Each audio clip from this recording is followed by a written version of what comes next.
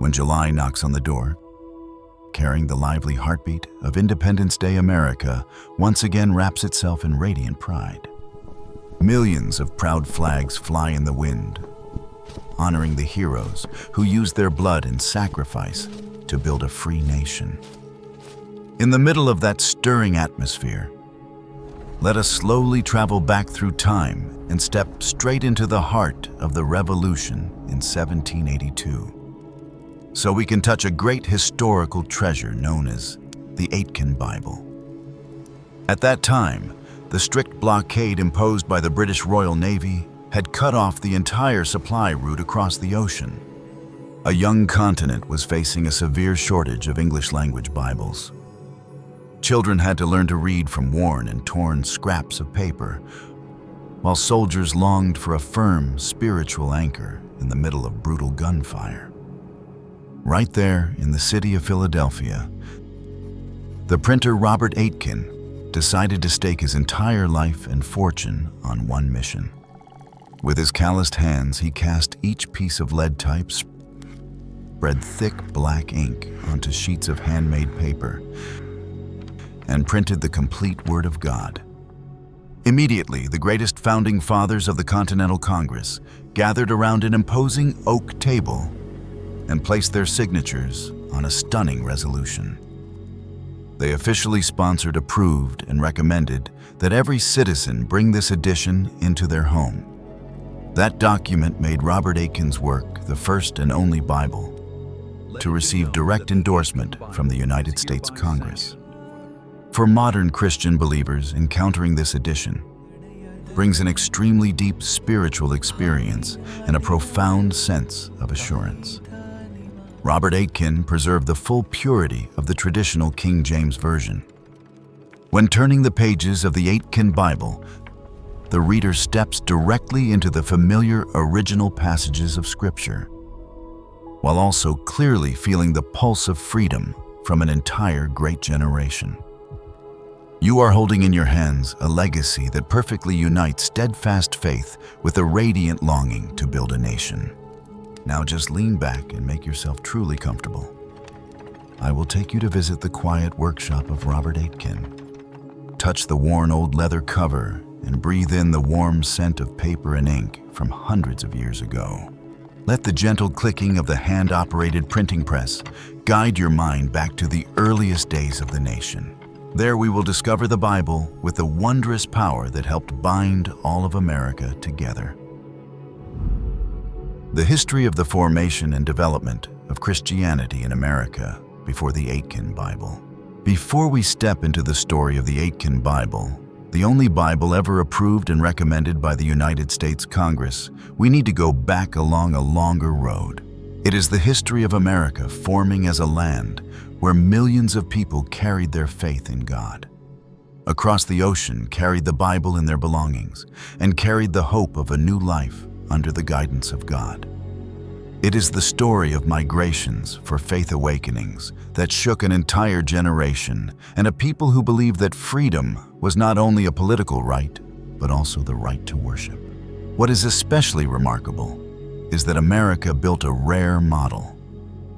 The state did not establish a national church, yet belief in God still soaked deeply into social life, morality, family, and civic spirit, helping shape the identity of a country where faith has always been an important part of the founding story.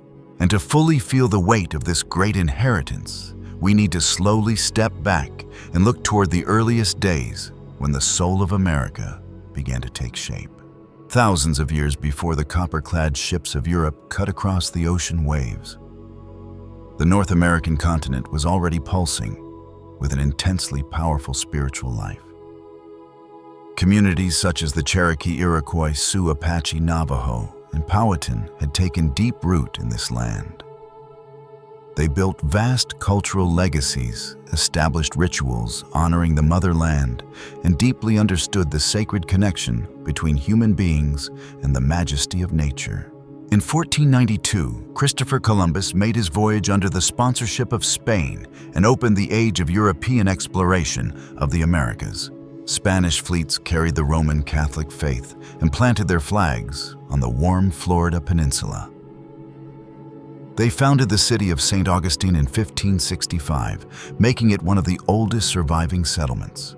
From there, priests diligently laid the first stones for missions stretching across New Mexico, Texas, Arizona, and California, engraving the Catholic imprint upon the vast American West. In the north, French Jesuit missionaries paddled along the Mississippi Valley and the Great Lakes region. They entered into indigenous life, learned local languages, and recorded valuable treasures of history. At the same time, Dutch merchants carried the Reformed tradition and established New Netherland around the bustling harbor of New York, opening a radiant and ethnically diverse trading center. Even so, the strongest current that shaped the faith of the United States began in the Kingdom of England. In 1607, the settlement of Jamestown in Virginia rose up, carrying the tradition of the Anglican Church. Churches lifted their steeples into the skies of the South, woven tightly into social order, government systems, and community life. Then, in 1620, a shocking event changed this land forever. The wooden ship Mayflower carried the Pilgrims to the cold coast of Plymouth.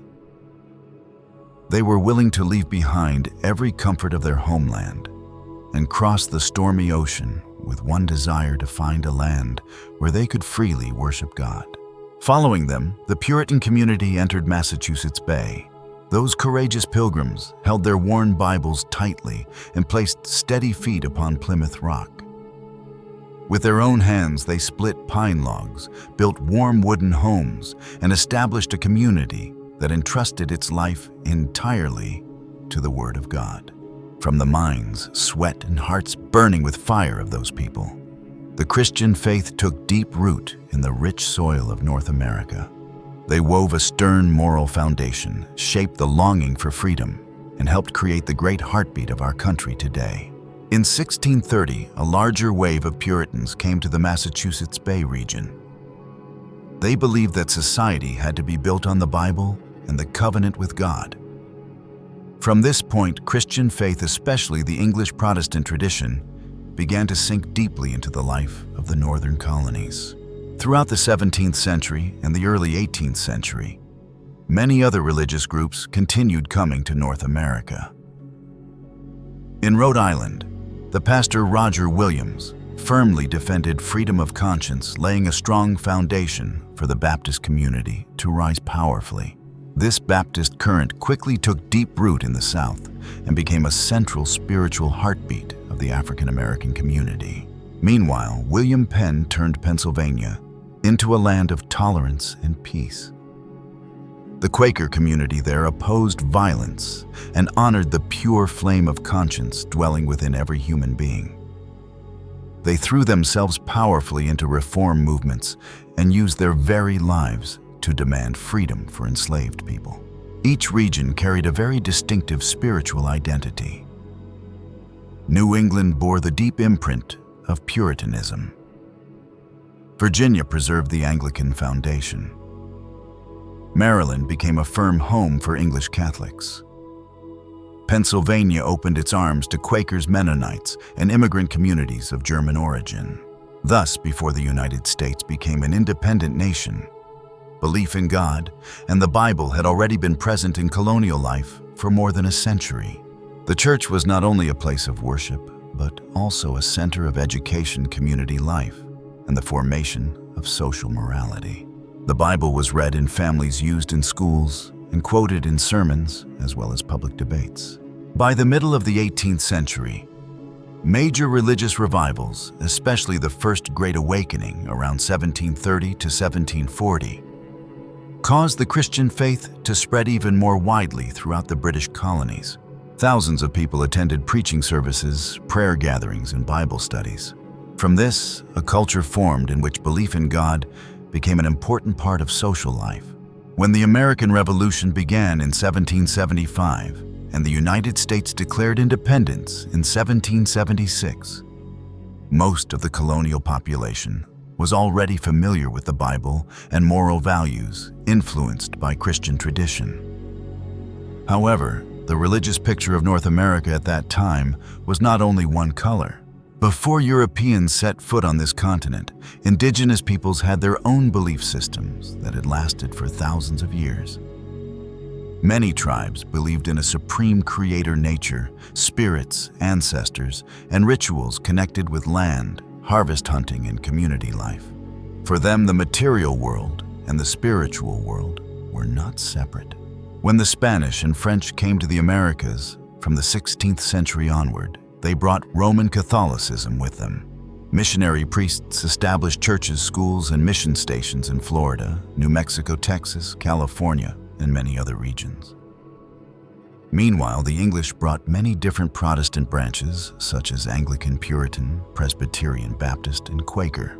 By the 18th century, the English colonies in North America had become a place where many Christian denominations lived side by side. New England was strongly influenced by Puritanism. Virginia and many southern colonies were connected with the Church of England. Pennsylvania was famous for Quakers and the spirit of religious tolerance. Maryland had a significant Catholic community. German immigrants brought Lutheran and Mennonite traditions. The Dutch brought the Dutch Reformed tradition. In addition to Christian communities, Jewish people were also present in several port cities, such as New York, Newport, Philadelphia, and Charleston. Though still small in number, they built synagogues and maintained their own religious life from a very early time. This diversity helped form a new idea in American society. Instead of allowing one single church to control all religious life, many people began to support freedom of conscience and the right to choose one's faith. This became one of the foundations that led to the principle of religious freedom after the United States won independence. In that context, the Bible still held a central place for most colonial residents. It was read in the home, preached in the church, used in education, and often appeared in public speeches. For this reason, the need for a Bible printed directly on American soil became more and more urgent, opening the way for the birth of the Aitken Bible in 1782. This point is very important. In many cultures, religion often teaches believers to lift their eyes toward the world beyond, to treat earthly wealth lightly, and to see present life as a temporary passage. In the American Protestant tradition, especially under the influence of Puritanism and the Calvinist spirit, another way of seeing gradually formed. Working hard, managing property, well living frugally, building a family, opening a business, cultivating land, and creating wealth could become part of a life of service to God. The sociologist Max Weber would later call this spirit the Protestant ethic and the spirit of capitalism. From this perspective, daily work became a calling. The carpenter, the farmer, the printer, the merchant, the preacher, and the pioneer could all serve God through disciplined labor, frugality, and responsibility. This helps explain why America, from the very beginning, connected faith with practical action. Colonial Americans read the Bible, listened to sermons, founded churches, opened schools, printed books, formed relief societies, built communities, and explored new lands. They believed that God cared about the human soul, while also caring about how people worked, traded, raised children, made laws, built towns, and managed common life. From that foundation, the Bible gradually became one of the most influential books in American life. It was not only read in church. The Bible was also present in the home, followed immigrants to the New World, and was widely used in colonial education. Biblical content appeared in sermons, speeches, personal diaries, moral debates, and many activities of public life. For that reason, the Aitken Bible of 1782 was not merely a Bible edition. It was born in the context of an America that had just won independence, was trying to build its own identity, and needed an English Bible printed on its own soil. Behind that book was an entire society in which the Bible was still regarded as an important moral reference for many communities. Today, the United States remains one of the developed nations with a vibrant and diverse religious life. Recent surveys show that Christianity is still the largest religious tradition in America. The percentage of people who identify as Christians has declined compared with many decades earlier, but it still makes up the majority of the adult population. Within this group, Protestants are the largest component, followed by Roman Catholics and other Christian branches such as Eastern Orthodoxy, the Church of Jesus Christ of Latter-day Saints, and many smaller communities. Alongside them, America also has Jewish, Muslim, Buddhist, Hindu, Sikh, East Asian religious communities, indigenous spiritual traditions, and many modern faith movements. Across the states, churches, synagogues, temples, mosques, religious schools, and faith-based charities are present as a familiar part of social life. What makes America different from many other places is the way we handle religion. From the beginning, the founders tried to avoid repeating the religious conflicts that had divided Europe for centuries. Therefore, the First Amendment established a very important principle. The federal government does not establish a national religion, and it protects the free exercise of religion. To put it more simply, the state does not choose one official church for the whole country. Churches, synagogues, temples, mosques, and other faith communities exist through their own believers. They build schools, hospitals, charitable organizations, community programs, and maintain religious life through their own resources. That is why a very American paradox appears. On constitutional paper, America is a secular nation. But in daily life, religion is present everywhere. You may hear a president mention God in a speech. You may see a family bow their heads in prayer before dinner. You may study at a university that was founded by a church several hundred years ago. You may also see major social movements driven by religious conviction and moral values drawn from the Bible. I grew up in an America where these things were very familiar. For most of the 19th and 20th centuries, the image of a good citizen was often connected with a life of faith. Not everyone was the same, but in the minds of many Americans. At that time, a decent man or woman was someone who worked hard, kept promises, cared for family, lived responsibly, and believed in God. Today, everything is far more diverse. There are atheists who live very moral lives. There are people who follow Buddhism, Islam, Judaism, Hinduism, or no religion at all. But if we look back at American history, it is very difficult to deny that Christianity helped shape the way we speak about freedom, personal responsibility, family charity, justice, and duty toward the community, religious diversity, and the road to religious freedom. The first colonies still had many religious tensions. Some places gave special privileges to one church. Some groups were suspected, restricted, or excluded from political rights. Baptists, Quakers, Catholics, and Jews all faced many obstacles in certain regions. But the very reality of many denominations living side by side pushed America down a path very different from Europe. In Europe, religious wars between Catholics and Protestants had caused nations to bleed for many generations. Many monarchies were tied to an official church. Anyone who belonged to the wrong church in their region could be punished, expelled, stripped of rights, or subjected to violence. In North America, the actual situation forced the colonies to learn how to live with diversity. English, German, Dutch, Scottish, Irish, French, Spanish, Jewish, Quaker, Baptist, Presbyterian, Lutheran, Mennonite, Anglican, Puritan, and Catholic communities all existed together in a vast space. When the American Revolution broke out, the colonies needed unity against the British Empire. This created a very clear political need the new nation had to avoid turning one denomination into the master of all religious life. After independence, the First Amendment laid the foundation for the American model. The federal government does not establish a national religion while also protecting the free exercise of religion. That principle helped denominations grow powerfully through community vitality, missionary work, education, publishing, charity, and revival movements. This is one of the reasons American religion has had such great power to expand. The state avoids controlling the whole of religious life. Churches must persuade believers themselves. Pastors must preach, travel form associations, print books, open schools, build churches, and call the community together. People have the right to choose where they worship. Denominations must compete through the strength of their teaching organization and ability to answer the real life of the community. From here, America became a vast religious marketplace, where faiths, denominations, churches, missionaries, and revival movements continually gave birth to new forms. The Bible crisis in wartime.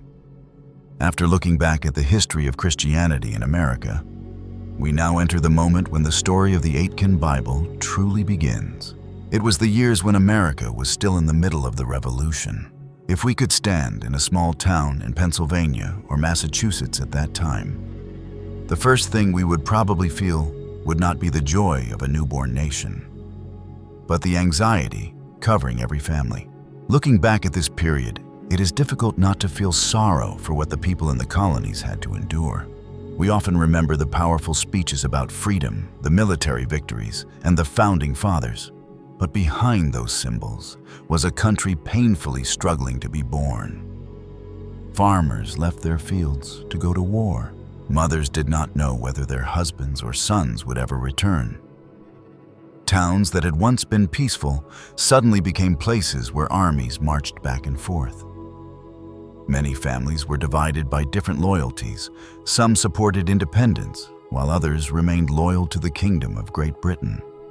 The war was not only fought between two armies, it entered every home, every church, and every community. In 1775, the shots at Lexington and Concord opened the war between the 13 colonies and the British Empire. For many people at the time, this was not a war they had wanted.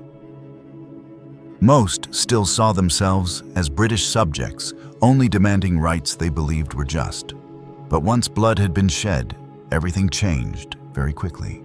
1 year later in Philadelphia, the Declaration of Independence was adopted. On paper, Americans had declared themselves a free people. The words in that declaration were filled with hope and ideals. Yet if someone stepped outside the hall where that document was signed, they would see a completely different reality. On the battlefield, everything was unstable. The Continental Army lacked almost everything needed to survive. They needed guns, gunpowder uniforms, shoes, food money, supply lines, and unity among the states. Many soldiers marched through winter with torn clothing and bleeding feet. Currency lost its value. Goods became scarce. Trade routes were interrupted. Important cities constantly faced the danger of occupation or attack. For ordinary people, war was not strategic maps or famous battles in history books. War was the price of bread rising month by month. It was fields left untended because there were not enough workers. It was letters from the front arriving less and less often. It was the fear that came when people heard the army was moving toward their hometown, Philadelphia. The political heart of the revolution fell into chaos more than once. New York was controlled by the British. Rural areas were constantly affected by marches and fighting. No one knew how long the war would last. No one was certain whether this uprising would succeed. Looking back at that period, what moves me most is the fragile feeling of America. Today we are used to thinking of the United States as a vast and stable power. But in the late 1770s, this country was only a risky experiment. One major defeat on the battlefield could have shattered every hope of independence. One severe economic crisis could have caused the states to turn against one another. The future of the new nation was truly hanging by a thin thread. It was precisely in that painful and uncertain context that many Americans sought comfort in faith. Churches became places of prayer for peace. Families gathered around the Bible to find hope amid dark news. Stories of endurance, deliverance, and the faithfulness of God gave spiritual strength to a people facing trials beyond their own power. And also, in that very situation, a problem that seemed small began to become a concern for the whole nation. The supply of English-language Bibles in America was gradually running out. In the middle of that upheaval, a quiet crisis appeared in churches, schools, and homes. The supply of English-language Bibles in America began to run low. Today, this may sound strange. Modern people can open a phone, read the Bible within seconds, choose among dozens of translations, and listen to an audio Bible anywhere. But in the 18th century, a Bible was a very valuable physical object. Paper, ink, typesetters, presses, binding, and transportation networks all determined whether a family could own a Bible or only hear it read in church. Before the Revolution, most English-language Bibles in the colonies were imported from England. This was tied to the publishing system of the British Empire. English-language Bibles, especially the King James Version, were printed by privileged printers in England and then shipped across the Atlantic to the colonies. Meanwhile, North America had already seen Bibles in other languages, such as John Eliot's Bible for the indigenous people of Massachusetts in the 17th century, or the German Bibles printed by the Sauer family for the German community in Pennsylvania. But English-language Bibles remained tightly connected to the supply from across the ocean. When war broke out, that route became fragile.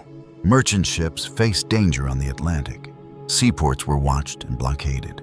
Paper, ink, type, and imported books became goods that could not be guaranteed. The colonies, once accustomed to buying Bibles from England, now fell into a very different situation. They were fighting against the very empire that had supplied most of their English-language Bibles. That situation created a powerful historical paradox. A people declaring their right to freedom had to face their dependence on England for the most sacred book in Christian life. A new country was seeking its own identity. Yet the English-language Bibles in its churches, schools, and homes still largely came from the printing system of the former mother country. And when the war interrupted the supply, that crisis quickly became a real social problem. In the American colonies of the late 18th century, the Bible held a central place in religious and educational life. It was used in worship services, in teaching reading and writing in family life, and in many activities of local communities. Therefore, when the supply of English-language Bibles declined, the effects did not stop at bookstores or printing shops. Many churches needed more Bibles for teaching and worship. Schools continued to use passages from the Bible as part of learning to read. In many families, the Bible remained the book read most often. For that reason, the wartime shortage of Bibles became a much larger issue than the buying and selling of books. It touched the question, what would a newly born nation use to nourish its moral life? In September of 1777, this issue was brought before the Continental Congress. At that time, America was in one of the most tense phases of the war. George Washington's army had to face British military power in Pennsylvania. Philadelphia, the political center of the Revolution, was in danger. On the 11th of September that very year, the Battle of Brandywine took place. The American army was defeated. Lafayette was wounded, and a few weeks later, the British entered Philadelphia. In the middle of that context, Congress still had to discuss the supply of Bibles. A committee was assigned to consider the possibility of printing or importing Bibles. They realized that printing them domestically would involve great difficulty. Suitable type good paper cost, the risk of transporting materials, and the state of war made the project heavy and complicated. Printing a complete Bible was an enormous task. Every page had to be carefully typeset. Every column of text needed to be checked for errors. One small mistake in a sacred text could cause major controversy. The committee understood that the people needed Bibles, but they also knew that printing them at home at that moment would not be easy. Therefore, Congress instructed the Committee of Commerce to try to purchase 20,000 Bibles from Scotland, Holland, or anywhere else that could supply them. That was a very practical decision. If enough Bibles could not be printed inside the country, they would try to bring Bibles in from outside. But things did not unfold as hoped. The war continued. Ships had to cross the Atlantic in a period full of instability. News from the fronts changed constantly. Transporting goods became more and more difficult. And then Philadelphia, where Congress was meeting, fell into British hands. The delegates had to leave the city. Military concerns became more urgent than ever. Amid marches, retreats, and fears for the survival of the revolution, bringing tens of thousands of Bibles to America was no longer as simple as it had seemed when written into a resolution. So time passed, but the shortage still remained unresolved. The Bible crisis quietly continued through the war years. It continued through the years of war as Americans had to ask themselves if they wanted to become an independent nation. Could they continue depending on England for English-language Bible? The final path toward a solution appeared from the most important printing and political center of America at that time, Philadelphia. Revolutionary Philadelphia was the political and printing heart of the new America. This city held the Continental Congress, newspapers, printers, merchants, political debates, and figures who were shaping the future of the nation. In that city lived a Scottish immigrant printer named Robert Aitken. He was a printer and publisher active in Philadelphia during the American Revolution. His daily work was tied to stacks of paper trays of metal-type manuscripts needing correction and bills that had to be paid on time. Aitken belonged to the group of intellectual and technical workers who helped maintain the flow of information books and ideas during a turbulent period of history.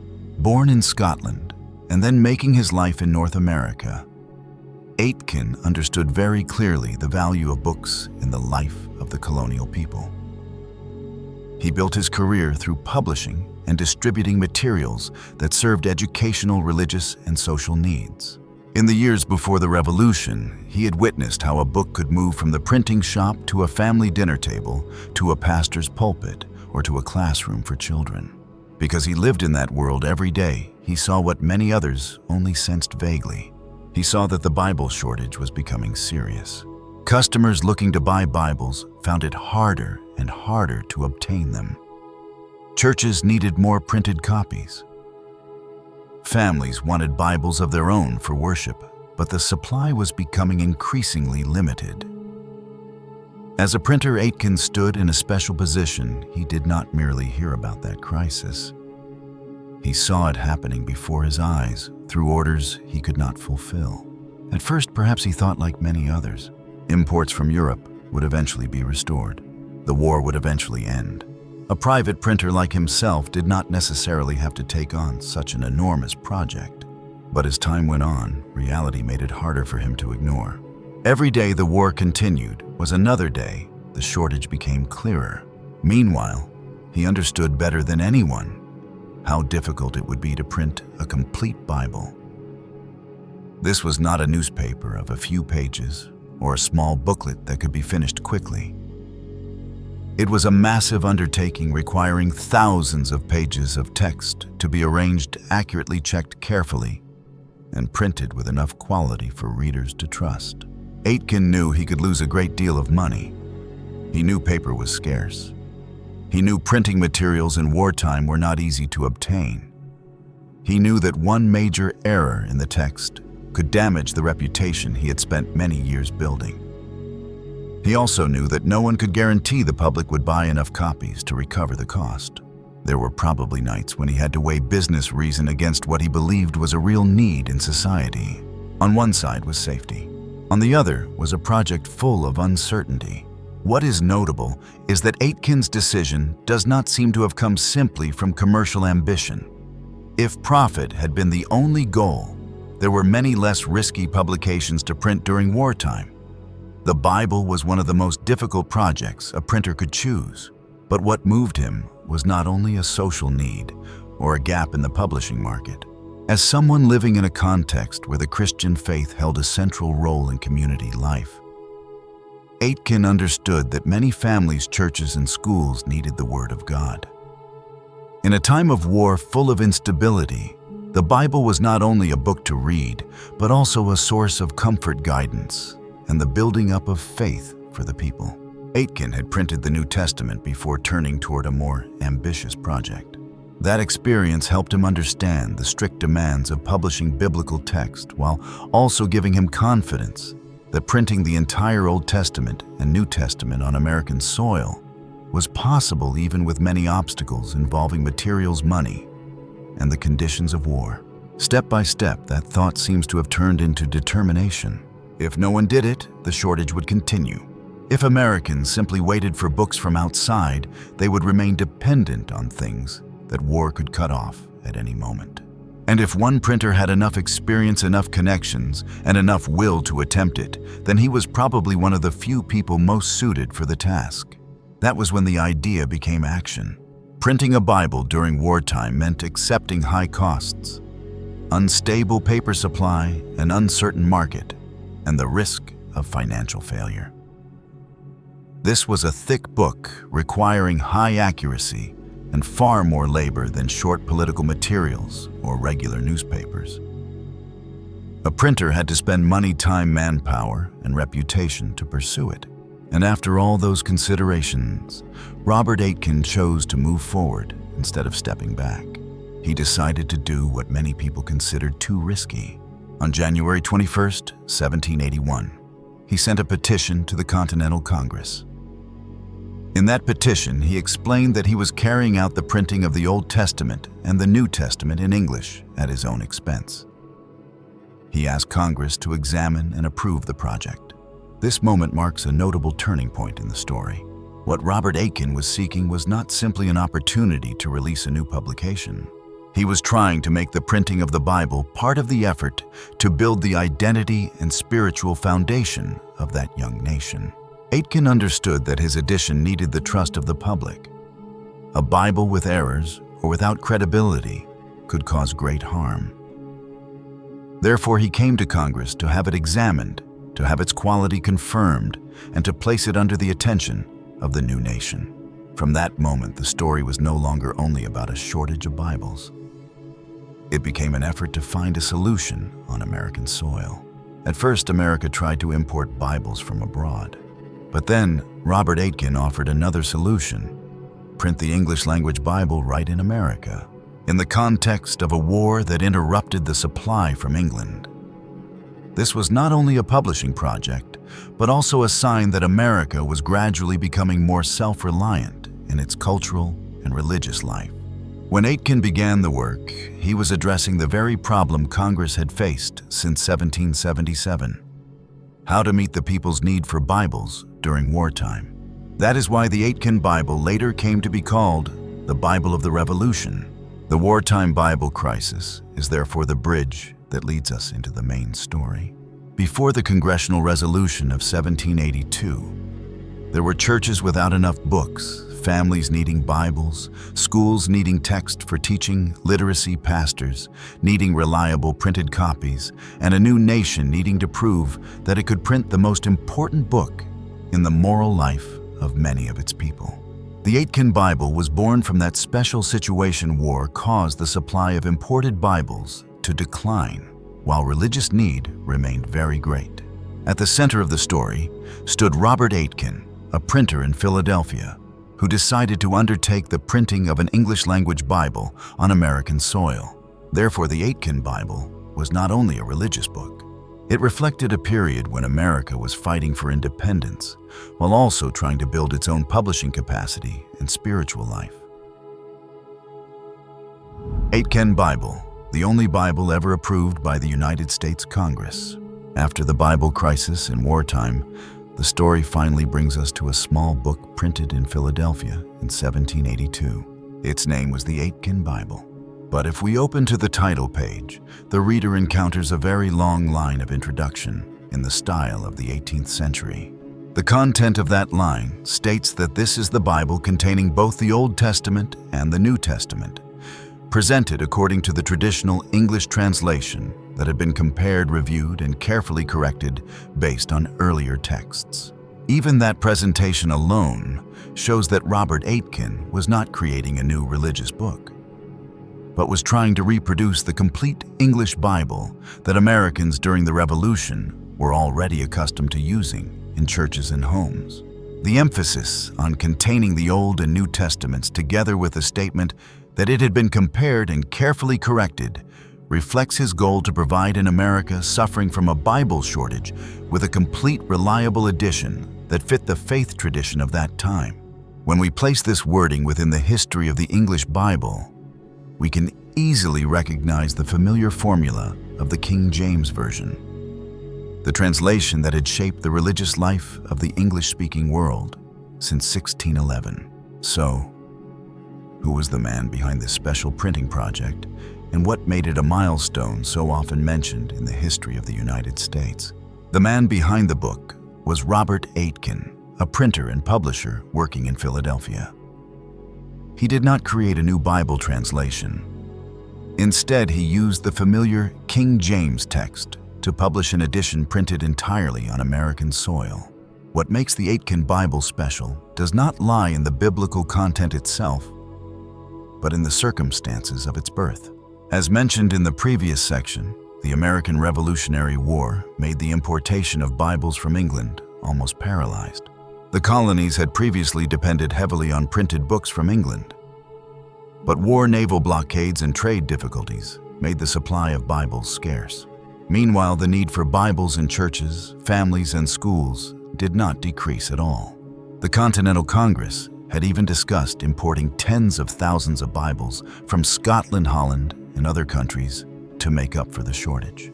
It was in that situation that Robert Aitken decided to carry out a project many people considered extremely bold. He did not only want to publish a religious book, he also wanted to solve a real social need in wartime America. As a printer and publisher in Philadelphia, Aitken began printing the entire English Bible on American soil. A task that required a large amount of paper, high costs, precise printing technique, and considerable perseverance in an economy still full of hardship. After completing the printing, Aitken submitted his work to the Continental Congress for review.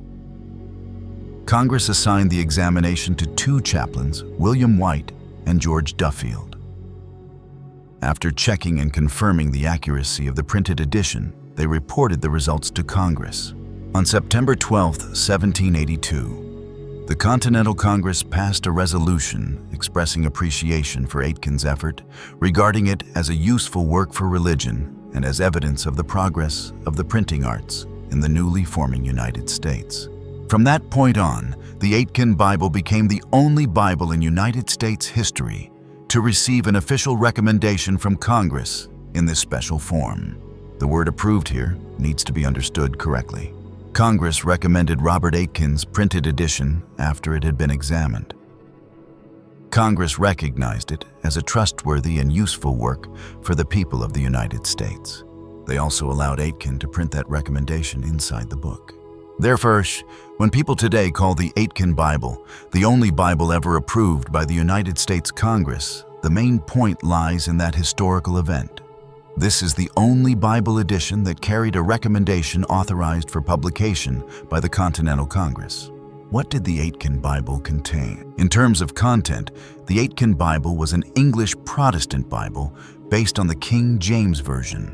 It contained the Old Testament and the New Testament. The Old Testament begins with Genesis, bringing the reader into the story of creation. Adam and Eve, Noah, Abraham, Isaac, Jacob, Joseph, Moses, the Exodus, the Sinai Covenant, the wilderness journey, the history of Israel, the kings, the temple, the exile, the wisdom books, and the prophets. This is the part of the Bible that tells of the origin of the world, the origin of the people of Israel, the law, the covenant, and the promises of God. The Old Testament content in the Aitken Bible follows the familiar structure of the English Protestant Bible. The first 5 books from Genesis to Deuteronomy lay the foundation for the entire story of redemption, creation, the fall, the covenant with the patriarchs, the deliverance of Israel from Egypt, and the giving of the law to the people of God. After that come the historical books from Joshua to Esther, telling how Israel entered the Promised Land, the period of the judges, the age of the kings, the division of the kingdom, the collapse, the exile, and the first steps of restoration. At the center of the Old Testament are the poetic and wisdom books. Job raises the question of the suffering of the righteous. Psalms becomes the great treasury of prayer for the people of God. Proverbs teaches wisdom for daily life. Ecclesiastes reflects on the meaning of human existence. Song of Songs uses the language of love to describe the beauty of covenant and love. The final part of the Old Testament is the prophetic books. Isaiah, Jeremiah, Ezekiel, and Daniel open up great visions of judgment, restoration, kingdom, the presence of God, and future hope. The minor prophets from Hosea to Malachi continue calling the people of God back to the covenant, urging them to live justly, avoid idolatry, care for the vulnerable, and wait for the day when God will act. The New Testament in the Aitken Bible begins with the Gospel of Matthew and ends with Revelation. The four Gospels tell about Jesus Christ, his birth, preaching, ministry, miracles, parables, death on the cross, and resurrection. The Acts of the Apostles carries the story from Jerusalem into wider regions of the Roman Empire, showing the first church being formed through preaching, prayer, baptism, persecution, and the power of the Holy Spirit. After that come the epistles. Paul's letters to churches and individuals explain faith, grace, righteousness, holy, living the church family, ministry, suffering, and the hope of resurrection. The general epistles, such as Hebrews, James, Peter, John, and Jude, continue exhorting believers to endure, live in holiness, love one another, keep the faith, and recognize dangers within the community. The final book is Revelation. This is the image-rich ending where Jesus Christ is revealed in glory.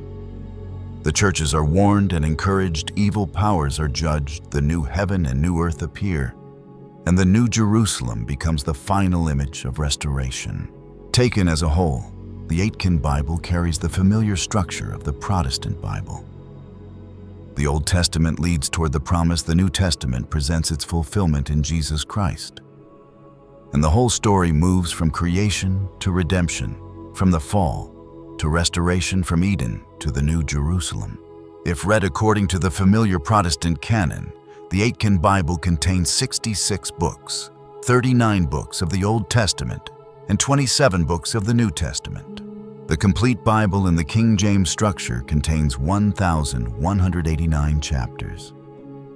The Old Testament has 929 chapters. The New Testament has 260 chapters. Those numbers show the astonishing scale of the project Robert Aitken pursued in the context of a very young America. In the late 18th century, printing a complete Bible was not just an ordinary publishing job. Every letter had to be set by hand, and every page had to be carefully checked to reduce errors. Under wartime conditions and limited resources, completing a full English Bible was a significant technical and organizational achievement. For that reason, the Aitken Bible is remembered not only as a religious text, but also as evidence of the emerging printing and publishing capacity of the United States during its founding period. That printed edition is often described as a Bible small in physical size, but large in meaning. It could rest in the hands of a reader, sit on a family table, be carried into a church, or be brought into a classroom. But behind that compact form stood the full effort of an American printer in wartime typesetting, printing, checking binding, and presenting to the public a complete English Bible on the soil of the new country. When reading the Aitken Bible, one encounters the familiar biblical content of the King James tradition.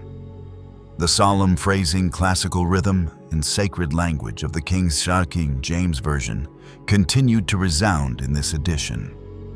Americans during the Revolution who opened Genesis, Psalms, Isaiah, Matthew, Romans, or Revelation in the Aitken Bible encountered the same stream of text that had nourished the faith of the English-speaking Protestant world for many generations. The difference from the official Bibles of the churches. The point that needs to be clearly understood is that the Aitken Bible differs mainly in its publishing history. The recommendation of Congress and the revolutionary American context, not in its core biblical content. In terms of text, it follows the King James Version. Therefore, for English-speaking Protestant communities, the biblical content of the Aitken Bible belonged to the same tradition as the familiar Bible they had read in churches and homes for many generations. Precisely because the content is almost unchanged, the most striking difference of the Aitken Bible lies in its opening material and the historical elements attached to it. The Aitken Bible carries documents related to congressional review and recommendation. This is what makes the book a special historical artifact. An ordinary Bible usually brings the reader to the title page preface or biblical text. The Aitken Bible, however, places the story of Congress, the chaplains, and the recommending resolution near the front of the book, turning it into a trace of a rare moment in United States history. For the Roman Catholic Church, the greater difference lies in the canon. Catholics use a Bible with 73 books, including the deuterocanonical books in the Old Testament, such as Tobit, Judith, Wisdom, Sirach, Baruch, certain additions to Esther and Daniel, 1st Maccabees and 2nd Maccabees. The English Protestant tradition usually uses the 66-book canon centered on 39 books of the Old Testament and 27 books of the New Testament. The Aitken Bible belongs to that Protestant stream. Therefore, when compared with the Catholic Bible, the difference lies in the scope of the Old Testament canon. When compared with the familiar Protestant King James Bible, the Aitken Bible follows almost the same text. Its special value comes from where it was printed, when it was printed, the wartime circumstances, and the recommendation that Congress allowed to be published. Compared with the Bible of the Eastern Orthodox Church or other Eastern traditions, the difference also lies in the canon. The Orthodox churches have a broader Old Testament canon than the Protestant tradition, with certain books received into liturgical life and tradition. The Aitken Bible follows the Anglo-American Protestant structure, so it reflects the dominant religious world of many American communities during the Revolution. Compared with the Ethiopian Bible, the distance is even clearer, and it also helps us see the special place of the Aitken Bible on the map of biblical traditions around the world. The Ethiopian Tewahedo Bible belongs to one of the oldest surviving Christian traditions. The canon of this tradition is significantly broader than the Western Protestant canon and is often described as containing 81 books. In addition to books familiar to most Catholic and Protestant believers, the Ethiopian Bible also preserves works that hold a special place in their life of faith, such as 1st Enoch and Jubilees. These books helped shape the Ethiopian understanding of salvation, history, angels, covenant, and many other theological themes. The Aitken Bible, by contrast, did not come from that ancient Eastern tradition. It belongs to the English-speaking Protestant world of the 18th century, built upon the foundation of the King James Version and reflecting the religious life of the English colonies in North America. If the Ethiopian Bible represents a stream of tradition developed over many centuries within the context of Africa and Eastern Christianity, then the Aitken Bible reflects the Anglo-American world, where the King James Bible had become the central text of worship, preaching, and education. This difference helps us understand that the Aitken Bible does not stand out because it has a unique canon or a completely new translation. Its special value lies in the historical circumstances in which it was born. Its content belongs to the familiar Protestant Bible tradition, but the story behind it is tightly connected with the American Revolution, the development of domestic printing, and the effort to build the identity of a nation that had just won independence. So to put it simply, the Aitken Bible carries two meanings, existing side by side within the same book. First, it is a Bible in the Protestant King James tradition. When readers open the book, they encounter the familiar stories from Genesis to Revelation in the same text that nourished the faith of millions of English-speaking Protestant believers. In terms of theology and church use, the Aitken Bible belongs to the same stream as other King James editions of that period. Second, it is also an important artifact of the founding period of the United States. Every page reflects not only the content of Scripture, but also the circumstances of wartime America. It tells the story of the Bible shortage caused by war, Robert Aitken's effort to print a complete Bible on American soil, the examination of the edition's accuracy by congressional chaplains, and the Continental Congress's decision to recommend this work.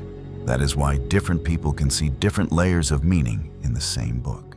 A person who reads the Aitken Bible to hear the Word of God will encounter the familiar biblical content of the Protestant tradition and approach it as a text of faith.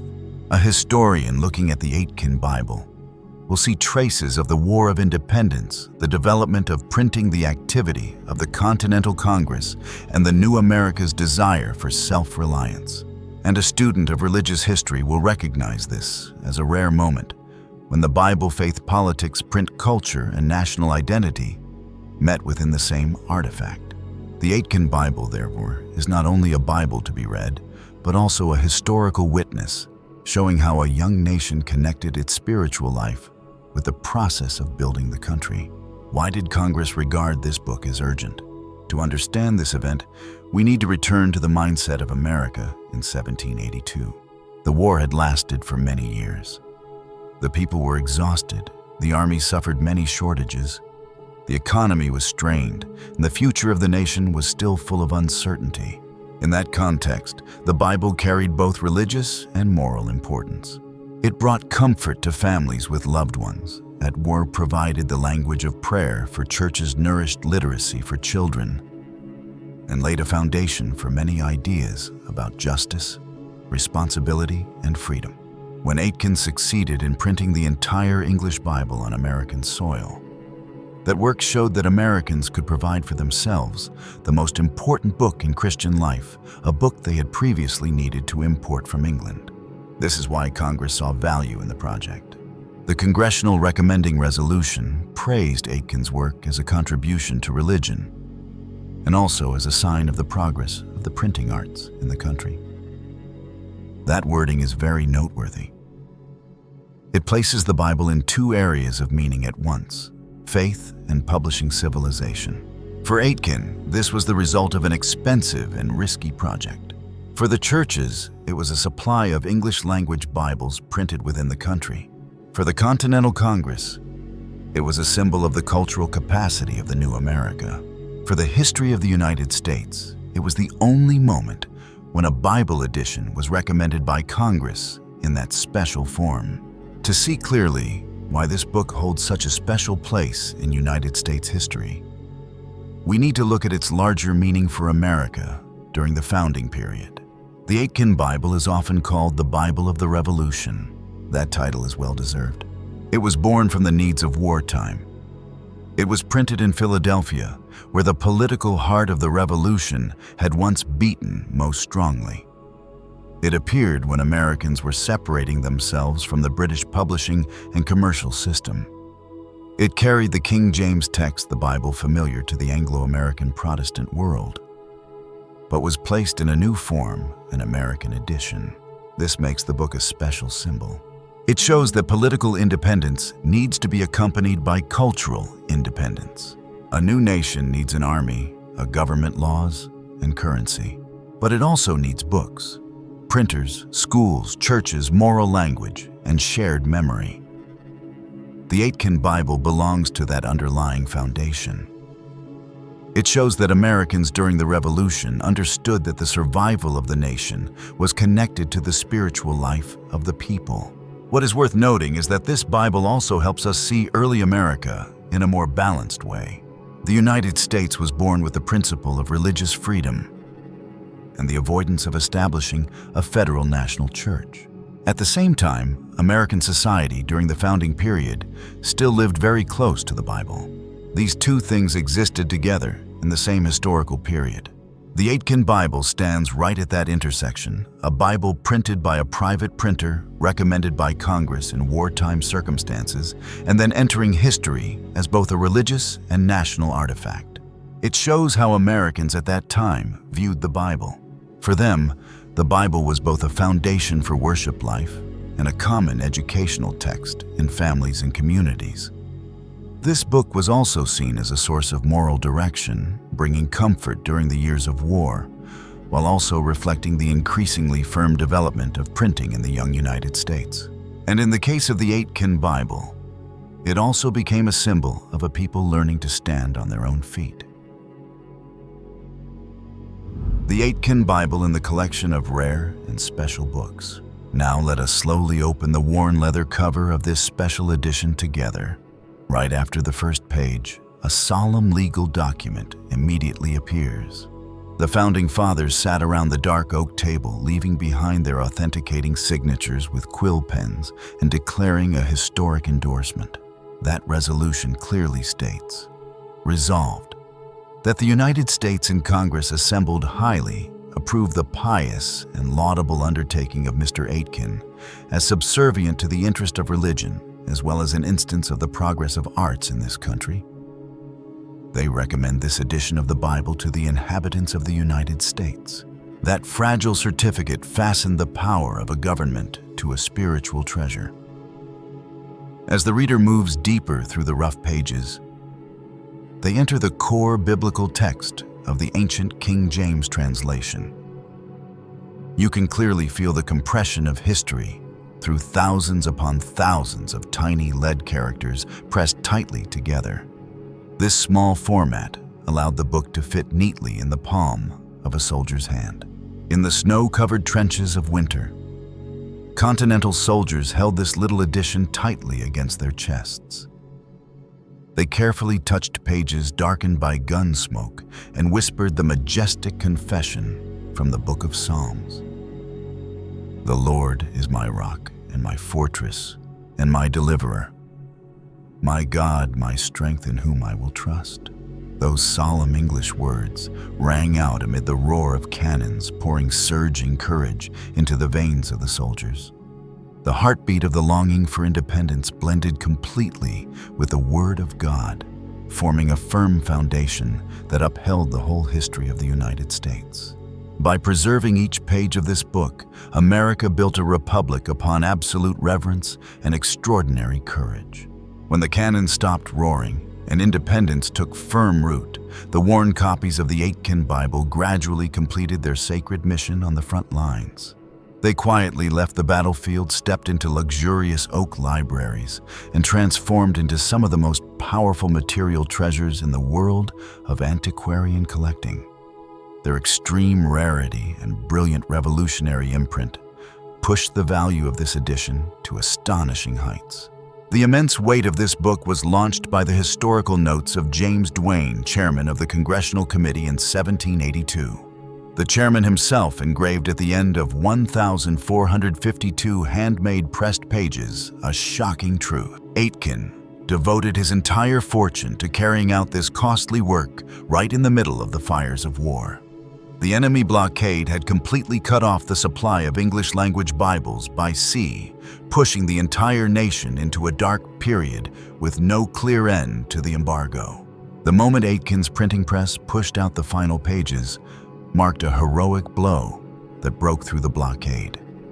This work went far beyond the boundary of an ordinary copy from the mother country. It rose into a radiant, patriotic symbol, embracing the firm cultural identity of the new continent and maintaining its unique status as the only Bible endorsed by the United States Congress. After more than a century in hiding, this treasure filled with the smoke of war officially stepped onto the auction block and began its journey of conquering the elite. On February 11, 1891, an original copy of the Aitken Bible appeared proudly on the prestigious auction floor of Thomas Birch's Sons in Philadelphia. This edition came from the enormous collection of the famous businessman John R. Baker Sr. The room that day burned with excitement before a gathering of symbolic relics, from a lock of President George Washington's hair to the silver plate removed from his coffin, to the first edition of the Federalist, which reached a final price of $950. Standing among that great line of heritage, the Aitken Bible rose and shone brilliantly under the title of Lot number 209. The auctioneer boldly called it the Bible of Bibles. The sound of the wooden hammer struck down at an impressive price of $650, equivalent to about $21,000 in today's value, marking the historic moment when this revolutionary treasure was first valued in cash. Records from the Baker family note that these 2 volumes carried traces of hand-binding by Robert Aitken himself, together with a mysterious dedication from Mrs. Catherine Campbell, a woman of the bloodline of a great printing family. This treasure once belonged to John Remigius Baker Sr., a merchant of German immigrant descent who had taken root in Philadelphia since 1748. His powerful social position allowed his family to own a grand residence at 1414 Arch Street, rising up and overshadowing both City Hall and the Masonic Temple. He naturally occupied some of the most influential seats in the American Philosophical Society and the Historical Society of Pennsylvania. And yet, that very great fortune tied to rare books became the seed that pulled the entire Baker family into a brutal spiral of tragedy. In 1890, all of America was shaken by the disappearance of the eldest son, John Remigius Jr. Holding the keys to the safes filled with the family's securities, this former Army colonel had quietly borrowed illegally and forged every transfer document in order to throw $1 million equivalent to more than $30 million today into worthless stocks that had just collapsed. The front page of the New York Times recounted the scene of John Jr. fainting when he received the death notice of the stock market before he rushed straight to the train station and vanished completely into thin air. Under the suffocating pressure of the shocking fraud scandal and betrayal from his own blood, John Sr. breathed his last in New Hampshire in 1892, exactly 1 year after he had been forced to sell off his rare book collection in order to save the family. In the final months of his life, the aging merchant struggled through fierce court hearings to recover each stolen security. 13 years after the fugitive disappeared, the world recorded his shadow one final time through a death notice sent back from the distant land of Sao Paulo, Brazil. Passing beyond the tragic spiral of the Baker family, the Aitken Bibles continued to move resiliently through the dust of time, affirming their solemn place in the modern world. Today, this treasure filled with the smoke of war has risen into one of the most intensely hunted material heritages on the planet. Our vast world now carefully preserves only about 40 complete original copies. These historical witnesses sleep deep inside vacuum-sealed glass cases in massive museums and solemn national libraries. Each yellowed page is strictly protected by temperature control systems in order to preserve the full breadth of the Revolutionary Age. Whenever a time-stained edition unexpectedly appears on international auction floors, learned scholars and powerful collectors are ready to spend hundreds of thousands of dollars to place this treasure at the center of their mansions. For lovers of history and communities of faith today, opening and contemplating the Aitken Bible offers an extremely valuable spiritual experience. Modern publishers have used advanced technology to produce exquisite facsimile editions. They reproduce each blurred ink mark of Robert Aitken, each slightly shifted lead character, and fully recreate the mighty resolution of the United States Congress on classic rough paper. Slowly bring home one of those leather-bound facsimile editions and place it respectfully on your fireplace mantel or on a warm wooden desk. When you open the book with your own hands, you directly enter a powerful current of communion. With your eyes, you behold the holy rhythms of the King James text. With your hands, you touch pages soaked with the longing for freedom. And with your whole heart, you feel the steadfast strength of a great generation. Reading the Aitken Bible is the fullest way for you to unite your own deep faith with the heroic heartbeat of the history of the United States. It reminds us of one obvious truth. America used the Word of God as the first foundation stone to build a nation that remains great, radiant, and strong to this day. The story of the founding treasure known as the Aitken Bible comes to a close here. Thank you for taking the time to stay with Kyros Codex and turn with your own hands the most truthful and sharply carved pages of United States history. Press the subscribe button appearing below the screen right now. This action connects us more closely and opens the way for the next weighty journeys through history. Type a few lines in the comments to share your feelings about this great heritage. Now pull the warm blanket higher. Relax your whole body and sink deeply into a truly peaceful sleep. I will see you again in the next films.